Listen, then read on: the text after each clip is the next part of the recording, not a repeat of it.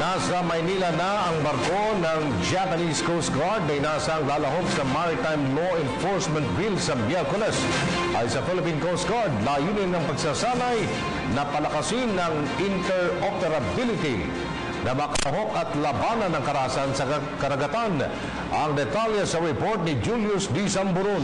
Nasa bansa na ang barko ng Japan Coast Guard. Pasado alas 9 Lunes ng umaga nang dumaong dito sa Pier 15 sa lungsod ng Maynila itong barkong Tsugaru ng Japan Coast Guard.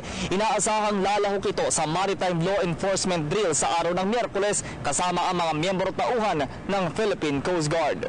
Ayon kay Coast Guard spokesperson Commander Armand Balilo, sa Manila Bay isasagawa ang nasabing drill na layuning palakasin ang interoperability ng mga kalahok at labanan ng karahasan sa karagatan. Pagka merong drill, ang ginagawa namin dyan, magsasimulate kami ng parang isang piracy sa karagatan at isusuppression at pagtutulungan ng dalawang puwersa para nang sa ganon ma-enhance yung interoperability kung sakaling mangyayari ito in the future.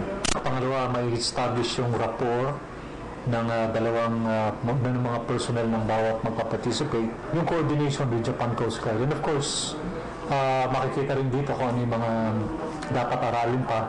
Dagdag pa ni Balilo, matagal nang isinasagawa ng Pilipinas at Japan ang ganitong mga drill na kung saan ilan sa mga sinasanay ang hakbang kung papaano ang tamang paghuli sa mga nangingisda ng iligal. Bukod dito, palagian din daw nilang nakakasama sa pagpapatrolya ang Bureau of Fisheries and Aquatic Resources o BIFAR. Inaasahan namang kasama sa mga magiging observers ng drill ang mga bansang Estados Unidos, Australia at Malaysia. Ang barkong Tsugaru ay isang 105-meter patrol vessel na galing ng Hakata Bay sa Japan. Samantala, kaugnay naman ang nalalapit na paglalabas ng desisyon ng Arbitration Court hinggil sa maritime entitlement ng Pilipinas sa West Philippine Sea, hayag ng PCG.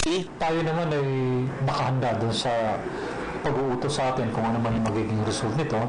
And I'm sure, base dun sa mga lumalabas ay magiging favorable sa atin ito. Pero yung national government ang dapat na mag-decide kung ang dapat na mga susunod na akbang. Para sa PTV News, ako si Julius D. Samburon. Hi, ako po si Aljo Bendijo. Subscribe na sa PTV YouTube channel. I-click lang ang subscribe button.